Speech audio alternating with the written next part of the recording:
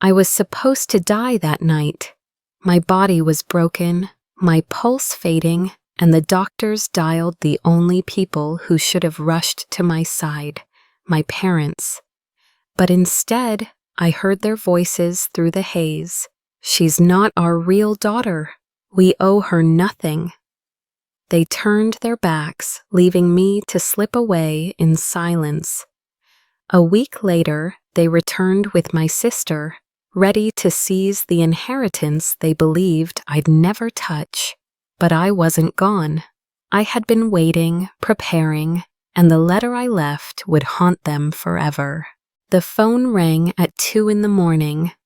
Its sharp tone cut through the sterile quiet of the hospital, vibrating against the white walls, echoing into my half-conscious haze. I could not move, but I could hear. A nurse answered, her voice steady as she explained the severity of my condition. Then she placed the call on speaker because she needed both hands to stabilize me. That was when I heard them, my parents. My mother's voice was cold, almost rehearsed. "She's not our real daughter. We owe her nothing."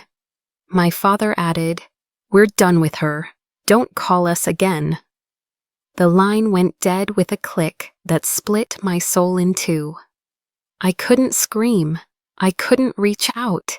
My body was trapped, broken, while the people who should have cared most about me severed the last tie. The nurses tried to comfort me, unaware that what I had just heard hurt more than any broken bone. For years, I had believed blood meant loyalty. In 1 minute, the illusion was gone. The machines hummed beside me. My pulse flickered on the monitor like a fragile secret. I wanted to believe I had misheard, that the drugs made me hallucinate. But a nurse whispered softly, "I'm so sorry, sweetheart. Sometimes families, they don't know what they're losing." That sympathy confirmed it was real. My parents had turned me into a stranger at the exact moment I needed them most. I did not hear the full conversation. My body slipped back under, drowning in morphine and exhaustion. But the hospital's AI call log recorded every second of it. Words that would not disappear, evidence of abandonment, preserved in sterile data. When I woke again, daylight streamed through the blinds. My throat burned from the breathing tube. My skin stung from scratches and bruises. Alone in that room, I thought of the life I had built around the very people who had just discarded me. Years of devotion unraveled in a rush of memories. I paid my sister's tuition when my parents said they could not afford it. I bought them a house after my father claimed he was drowning in debt. I stayed single longer than I wanted because I believed family always came first. Every paycheck I earned was split, a portion going to them, a portion left for myself. And in return, smiles that looked warm but always faded when they thought I wasn't watching. Compliments that sounded hollow, almost mocking. I remembered one Thanksgiving when my sister slipped after too much wine. She laughed, leaning on a cousin, and said, "Emily is more like a sponsor than a sister." The room chuckled, my parents silent, not defending me. At the time, I brushed it off, convincing myself she was drunk. But now, lying in that bed, the words returned like glass shards. My father had once clapped me on the shoulder after I bought them a new car.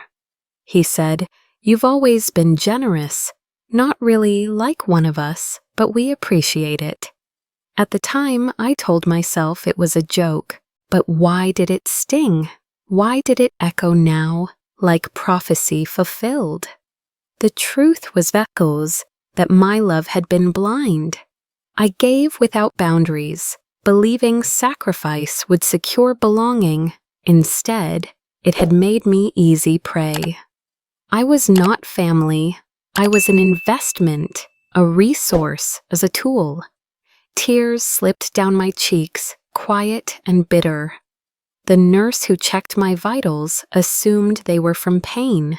She whispered encouragements about recovery, not knowing the greater wound was invisible.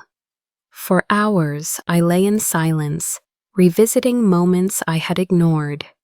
My mother's absent gaze whenever I tried to share an accomplishment.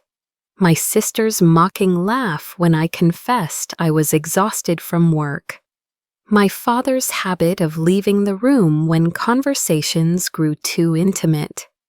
All of it painted a picture I had refused to see. The mask of love had been there, carefully worn, until crisis stripped it away. They had never truly claimed me. They had used me, reshaped me into something convenient. And now, when I was at my weakest, they let the mask fall. I thought of the phone ringing in the night, the click of the call ending. A sound so final it might as well have been a death certificate.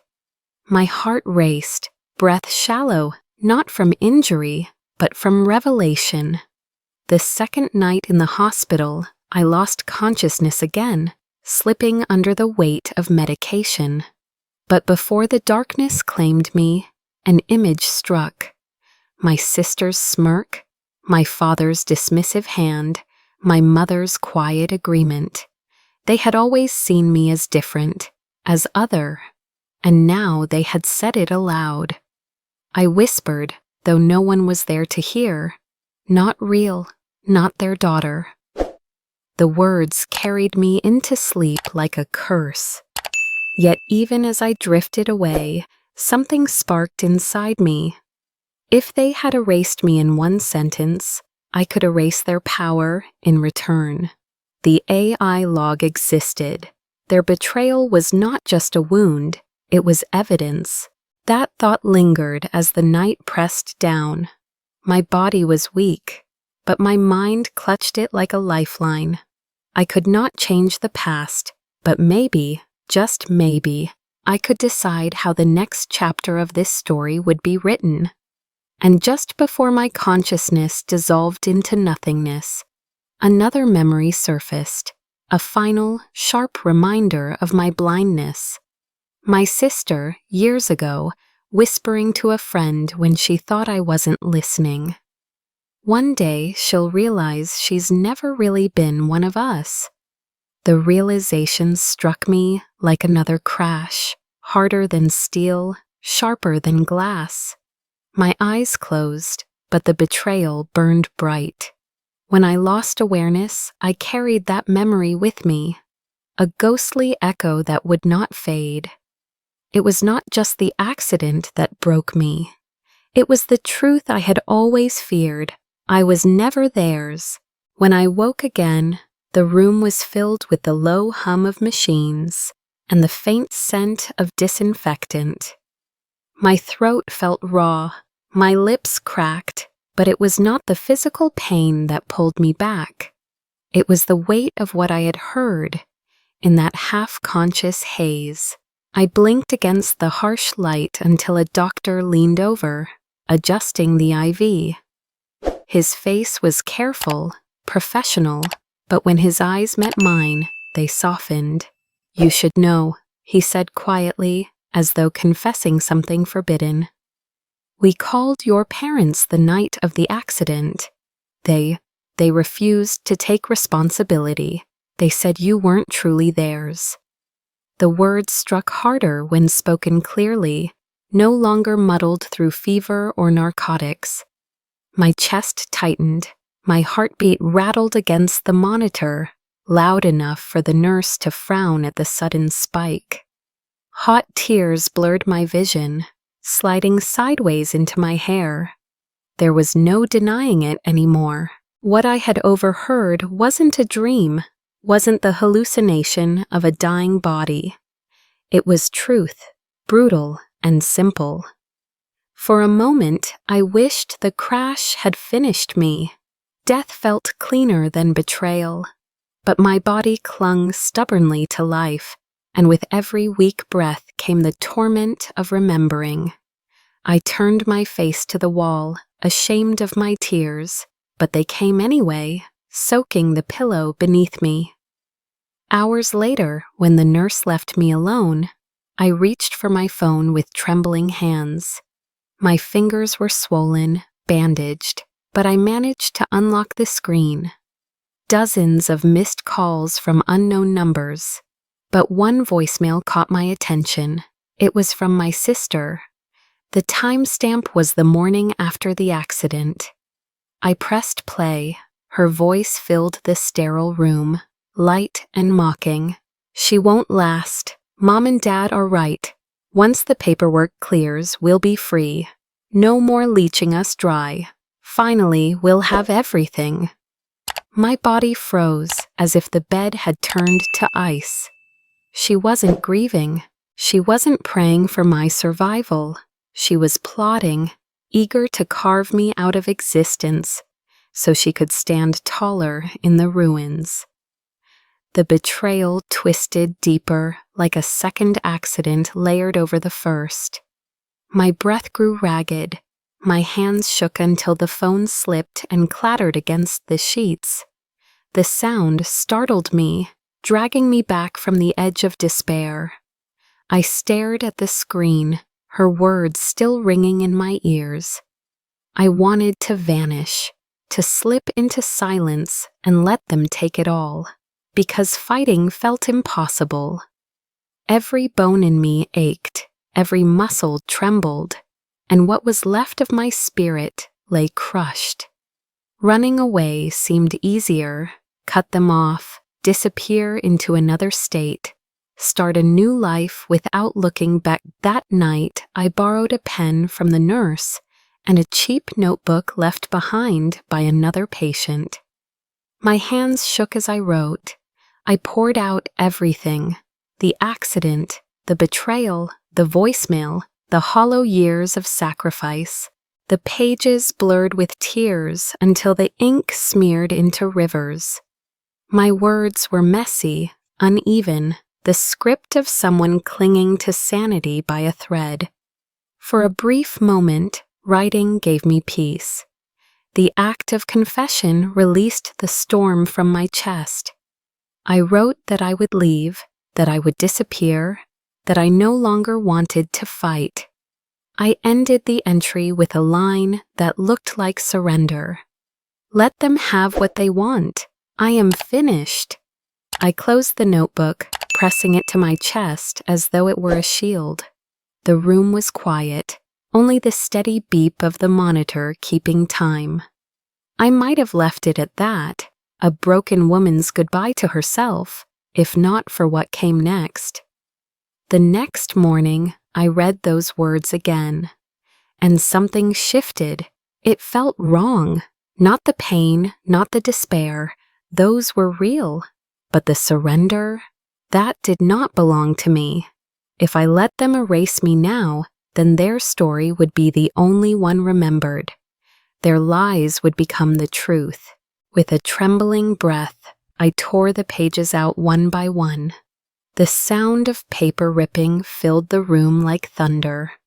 I crumpled them in my fists, my arms shaking with exhaustion, but I did not stop until every line of weakness lay shredded in the trash.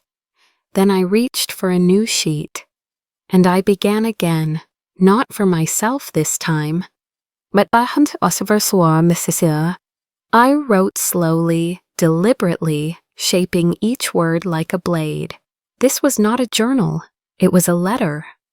A letter meant to be found at the precise moment it would cut deepest.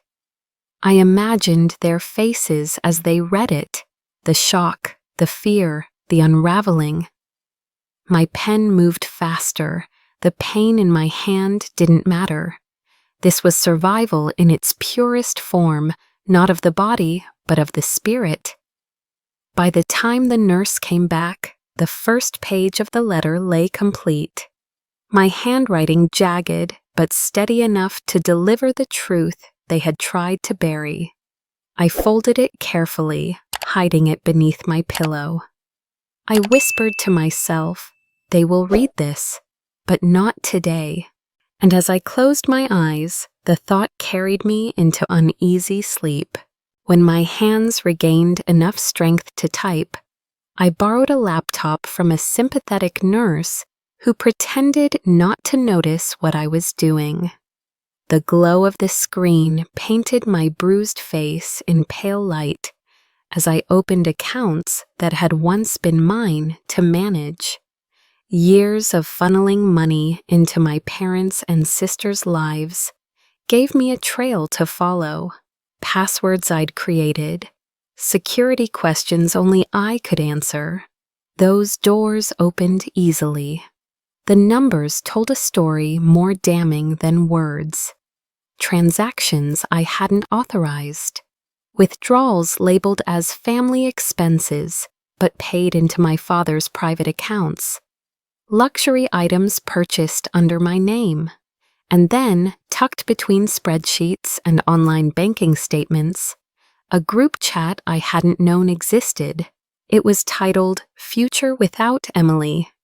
I hesitated, fingers hovering. My heart pounded in my throat. "If you were me," I whispered into the quiet room, "would you dare read the next message?" Curiosity overpowered fear. I scrolled. At first, it was jokes. My sister laughing about how much I spent on their bills. My mother calling me naive. Then the conversation darkened. Plans, deliberate and vile, about fabricating documents. My father wrote, "We can file an amendment, claim she was never legally ours. A forged certificate is cleaner than fighting in court." The words blurred before my eyes. My pulse quickened, hands shaking so violently I almost dropped the laptop. They weren't just planning to betray me emotionally. They intended to erase me entirely, on paper, on record, as though I had never belonged to them at all. I copied everything. Screenshots of every damning line, bank records, receipts. I saved them to an encrypted drive, then duplicated them onto a hidden server I'd set up years ago for work. If they thought they could wipe me away, I would make sure their words lived longer than any forged document. But I didn't plan to release it yet, not immediately. No, the evidence would be my silent companion, waiting until the moment their arrogance reached its peak. That was when the strike would hurt most. The game would be slow, deliberate. Revenge, I realized, was best served with patience. Still, my body shook from the discovery. I wasn't invincible. Beneath the strategy, I was still their discarded child. Still raw with pain. To face that, I needed more than evidence. I needed people who believed me. Through a trusted friend, I contacted a lawyer. She listened without judgment, her calm voice a steady anchor as I poured out the facts. "We'll build a wall of documentation," she said. "They won't be able to breathe without running into proof." Next came a financial advisor. He traced the money trail with surgical precision, explaining how much they had siphoned, how easily the courts could reclaim it. Each revelation was a dagger and a relief. They had stolen, yes, but theft left footprints, and we had found them.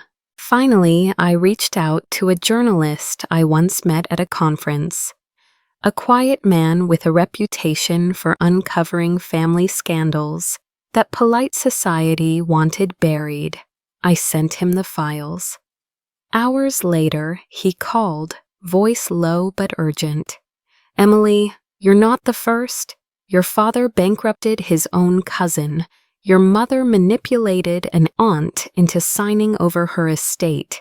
There's a pattern here. You're not alone in this." The words broke me. For a moment, the strength I had forced into existence collapsed. I sat in the therapist's office, clutching tissues as tears poured without restraint. I wasn't crying only for myself. I was crying for every victim who had trusted them, only to be betrayed. My therapist placed a hand gently on my shoulder. "Grief comes first," she whispered. "Then comes power." The pieces were falling into place. My invisible army was forming. The lawyer who built my defense, the advisor who armed me with numbers, the journalist who promised the truth would not rot in silence. I was not yet ready to strike, but the vision was clear. I could already see their faces when they realized their empire was crumbling. Not today, not tomorrow, but on a day that mattered most to them, a day of pride and celebration. I would let the world see who they truly were. I closed my laptop, hiding the encrypted drive beneath the thin mattress of my hospital bed. My body was still weak, but my mind had never been sharper. "They wanted a future without me," I whispered, the words trembling but fierce. "Instead, I'll give them one they'll never escape." The day they returned to the hospital, the air was heavy, with the smell of disinfectant and the quiet shuffle of nurses changing shifts. My parents walked in first, their posture rigid, my sister trailing behind with a faint smile of triumph tugging at her lips. They expected a body, a will, the end of an inconvenience they had long carried. But when the curtain was drawn back, they found only an empty bed. The sheets were smoothed, the machines silent, the room devoid of the daughter they had written off. On the bed lay a single envelope, white against the sterile sheets. My father picked it up, his hand unsteady despite the mask of authority he always wore. My mother leaned in, eyes narrowing as though she already sensed danger. My sister folded her arms, impatient, muttering, "Just read it. Let's finish this." The letter was short, only a page, but every line cut deeper than a blade. I told them I knew the truth, that the accident had given me clarity no sacrifice ever had. I wrote about the nights I stayed awake, worrying about their bills, the years I poured myself empty for their comfort, and the way they abandoned me in the hour I needed them most. I wrote of the group chat, the forged documents, the plan to erase me, not just from their lives, but from existence. And then came the twist, a series of numbers and letters scrawled at the bottom, a password. Beneath it, one final line. 10 minutes after this envelope is opened, the world will know everything. My father paled, his hand trembling as he reread the code. My sister grabbed the page, panic flaring in her voice. "What does she mean, 10 minutes? What did she do?" My mother's lips pressed into a thin line, her eyes darting to the closed door as though someone might already be watching. The truth was already in motion. The letter was not just a confession, it was a trigger. 10 minutes after they broke the seal, a server I had prepared released everything. Screenshots, bank records, call logs, the voicemail where my sister laughed about my death. It cascaded into the world like wildfire. The first notification hit their phones before they even left the hospital room. Messages from friends, colleagues, acquaintances. Their private sins were no longer private. They erupted into chaos. My father shouted at my sister, accusing her of carelessness. My sister screamed back, blaming them for dragging her into the plan. My mother stood frozen, trembling, muttering prayers under her breath, that no God would answer. Their carefully curated masks shattered in seconds, leaving only fear and fury. Across the city, the dominoes began to fall. Social media accounts lit up with screenshots, hashtags multiplying by the minute. The evidence was undeniable. Voice recordings of my parents rejecting me in the hospital, bank records proving the theft, plans to forge my birth certificate. Strangers who had never known my name now knew my story, and I watched from a distance. Hidden in a quiet wing of the hospital, I sat by a window overlooking the entrance. The glass cool beneath my fingertips. Tears slid down my face as I saw them stumble out, shielding themselves from the cameras already gathering outside. The revenge was brutal, yes, but I felt no triumph in that moment, only the ache of a daughter who had loved too deeply and been betrayed too completely. The nurse beside me thought my tears were of relief. She squeezed my hand gently, whispering, "It's over now." But I knew it wasn't over, not yet, because as the chaos spread, another wave hit. The journalist I had trusted released a video interview alongside the data dump. It was not my voice, not my story, but another victim's. A man, older, his face lined with grief, speaking of how my father had drained his inheritance, how my mother had manipulated signatures, how my family had left him broken. His testimony hit the internet like a second strike, confirming this was not an isolated cruelty. This revelation twisted the knife deeper. It wasn't just my betrayal. It was a pattern, a legacy of exploitation. My family had done this before, and they would have done it again, until now. As I watched the video play on the nurse's phone, my tears changed. No longer just grief, but a strange mix of release and fury. I was not alone. And because I was not alone, this fight was larger than me. The world had joined the battle. My family's names were trending, not with praise but with disgust. Their empire was crumbling in real time, and for the first time, the weight of being erased shifted from my shoulders to theirs. I pressed my forehead against the window, closing my eyes. The sounds of reporters shouting below reached faintly upward, blending with the echo of my sister's voicemail still lodged in my memory. My story had become their downfall, and theirs had become my rebirth. Yet even as the city devoured their lies, I whispered to myself, "This is only the beginning." The internet was merciless. Within hours, hashtags carrying my family's name spread like fire across every platform. Their faces, once displayed with pride at charity galas and business luncheons, now plastered timelines with captions drenched in contempt. #betrayal bloodline. #parents of the year. The irony stung sharper than knives. Neighbors who once praised their generosity turned silent.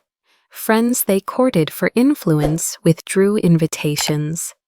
Their empire, built on manipulation, collapsed under the weight of exposure. Frozen accounts followed.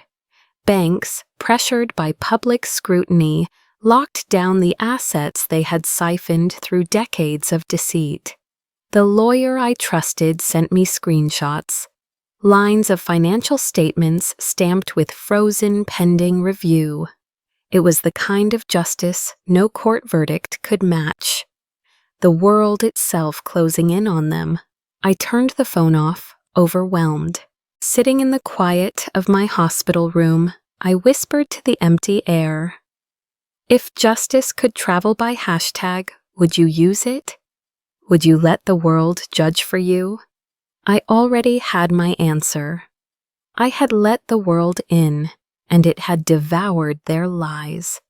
But justice was not without ache, because as I watched them crumble, part of me remembered childhood moments.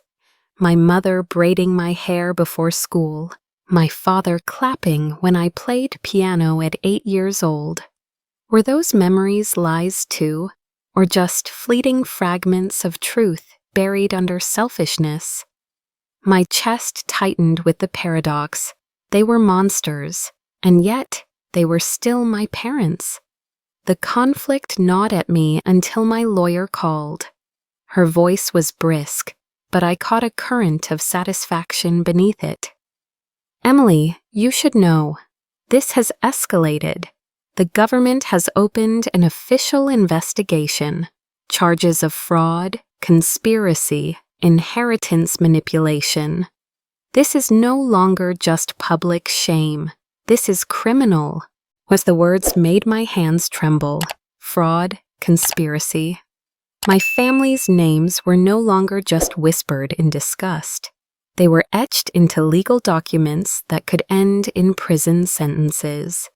Justice was moving beyond me into the machinery of law. Before I could even process the news, my phone buzzed again. A private number. My thumb hovered before I answered, heart racing. It was my sister. Her voice was shattered, stripped of the confidence I had known all my life. She was crying, ugly, gasping sobs that made her words stumble. Emily, please, you don't understand. I never meant. I was scared. I was following them. Please, I don't want to lose everything. I don't want to go to prison. I closed my eyes. Her sobs pierced deeper than her laughter in the voicemail ever had. Because this was not the sister mocking me in secret chats. This was the little girl who once crawled into my bed during thunderstorms, clutching my hand until she fell asleep. My chest ached with the memory. The sine wave of emotion dragged me under. Anger first, sharp and righteous. Pity next, suffocating as her sobs echoed. And then clarity, like cold water clearing the fog. I let her speak until the line fell silent, except for her tears. Then slowly I said, "You chose your side when you laughed about my death. But I'm not here to destroy you. I'm here to end this cycle." Later that week, my lawyer placed a document before her, not a death sentence, but a binding agreement. It declared that she relinquished any claim to inheritance, any rights to contest property, any foothold in my future. If she signed, she would avoid prison, but she would live with the boundaries I carved. She signed with trembling hands. I watched her write her name, and for the first time, I felt a sliver of peace. I had not crushed her, but I had cut the cord. When I folded the papers and slid them back into the folder, the sound was final, like the click of a locked door. I have justice, I whispered to myself, steady now. But peace, that's the reward I wanted all along. The folder shut with a soft thud, sealing the past inside it. My sister left the room without looking back. I remained at the table, my fingers resting on the closed file, breathing deeply for the first time in years. And in that stillness, I knew the battle was ending. But the war for my new life was only beginning. The first decision I made after signing the legal documents was silence. Not the silence of fear, but the silence of choice. I changed my number, blocked every contact tied to my parents, and deleted the threads that had once tethered me to them. For my sister, I allowed only the faintest connection. A mailbox monitored by my lawyer for emergencies. That was enough. they no longer had the power to enter my world uninvited. The absence was strange at first. The phone didn't buzz with demands for money. No guilt-laden voicemails accusing me of selfishness. No heavy shadow of obligation pressing on my chest. At night, I would lie awake, bracing for a message that never came. Slowly, I realized this stillness was freedom. I began to fill that freedom with small rituals. Yoga in the mornings, even when my body protested with lingering aches. Long walks in the park, where sunlight filtered through branches like blessings. I kept a journal, not to bleed out pain, but to record progress, measuring days by breaths of peace instead of scars. One afternoon, sitting by a cafe window, I caught my reflection smiling. It startled me. A real smile, unforced, stretching across my face for the first time in years. It was in the middle of this healing routine that the twist arrived. A letter, plain envelope, no return address. I almost tossed it aside, fearing some lingering manipulation, but curiosity made me tear it open. Inside was a note written in shaky handwriting. I saw your story. I too had a family who erased me. I thought I was alone until I read about you. Thank you for surviving. You saved me without knowing. I read it 3 times, the words blurring as my eyes filled with tears. Until then, my battle had felt private, even selfish. But here was proof that survival rippled outward. My pain had become someone else's lifeline. I pressed the letter to my chest, whispering, maybe this was never just mine to carry. That night, I sat at my desk with the lamp casting a warm glow across blank pages. The letter from that stranger lay beside me, its presence urging me forward. I began to write, not as a victim reliving wounds, but as a witness carving truth into permanence. The book unfolded slowly, chapter by chapter, memory by memory. I wrote of loyalty that blinded, betrayal that shattered, strategy that healed, and justice that freed. Each sentence was a reclamation, each paragraph a boundary stronger than any wall I could build. But I didn't stop there. My story grew into something larger. A map for others lost in toxic bloodlines. A reminder that escape was possible, that freedom was not betrayal but rebirth. I joined forums, spoke anonymously at support groups, and shared fragments of my journey with those who whispered, "Me too." The transformation was not just survival, it was creation. Out of ashes, I built not just a life, but a purpose. Career opportunities arrived as people who admired resilience offered platforms. New friendships blossomed, rooted not in obligation, but in choice. And slowly, tenderly, love found me too.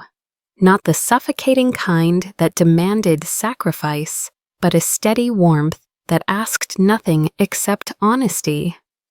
One evening, as the manuscript neared completion, I opened the drawer where I had kept the original letter, the one I left on the hospital bed for my family. I unfolded its creased edges and read it again. The words still pulsed with venom, with betrayal sharpened into truth.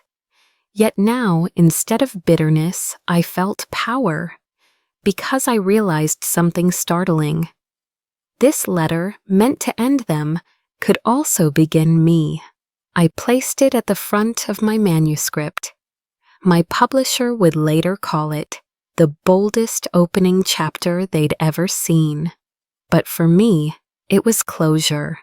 The story that had once been a weapon was now the first stroke of my future. The book's final line came easily, written in one breath, steady and unshaken. They tried to erase me, but I turned their betrayal into the ink that rewrote my future. I set down my pen, closed the manuscript, and exhaled. Outside, the city lights glowed, 1,000 lives moving forward. And for the first time, I felt certain I was one of them,